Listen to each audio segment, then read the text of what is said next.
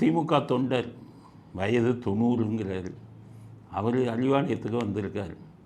வந்தவர் என்னன்னு கேட்குறாங்க செய்தியாளர்கள். எனக்கு திமுகவின் உழைப்பாளின்னு ஒரு சர்டிஃபிகேட் கொடுங்கன்னு கேட்குறாரு. விவரம் தெரியாத ஆள். பார்த்துக்கோங்க, 90 வருஷமாக திமுகவில் இருந்த ஆள் ஒன்றுமே இல்லாமல் ஓட்டாண்டியாக இருக்கார். சர்டிஃபிகேட் கேட்குறாரு. எனக்கு திமுக உழைப்பாளின்னு சர்டிஃபிகேட் கொடுங்க. இவன் கொடுப்பானா? வயது 90 வயசு இல்லை, என் கழக 90 வயசுலேயும் கழகத்துக்காக பாடுபட்டு ஓஞ்சிருக்கேன்.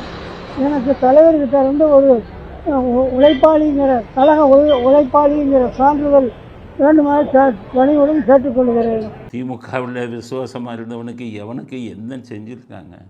இன்றைக்கி மந்திரியாக இருப்பவர்களில் 10 பேர் வந்து அதிமுகவில் இருந்தவர்கள். அதிமுகவில் இருந்து வந்தவனுக்கு தான் மந்திரி பதவி கொடுத்துருக்காங்க.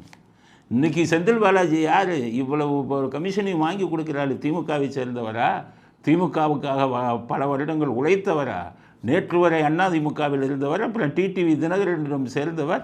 இங்கு வந்து ஆயிரக்கணக்கான கோடியை துர்கா ஸ்டாலினிடம் பணமாக கொடுத்தவுடன் மந்திரி பதவி கிடைத்தது. 90 வயசு ஆளுக்கெல்லாம் நீங்கள் இத்தனை வருஷம் இருந்த ஒரு தொண்டனுக்கு என்னைக்கு கிடைச்சிருக்கு உங்களுக்கு திமுகவில்? அதனால் பணம் கொடுக்குறவனுக்கு தான் பதவி. இன்றைக்கி கவுன்சிலராக கொடுத்தா 1 கோடி கொடுத்தா தான் அவன் திமுகவா அதிமுகவிலேருந்து வந்தவதை எதையும் கண்டுக்கிறது இல்லை. எம்எல்ஏவா 5 கோடி, எம்பியா 10 கோடி, இப்படி பணத்தை வாங்கி கொண்டு பதவியை கொடுக்கும் இந்த கூட்டத்திடம் பாவம் 90 வயது வரை திமுகவின் உண்மையாக தொண்டையாராக இருந்தவர் வந்து எனக்கு சர்டிஃபிகேட் கொடுக்குறீங்கன்னு கேட்குறீங்களே, இது நடக்கிற காரியமாக?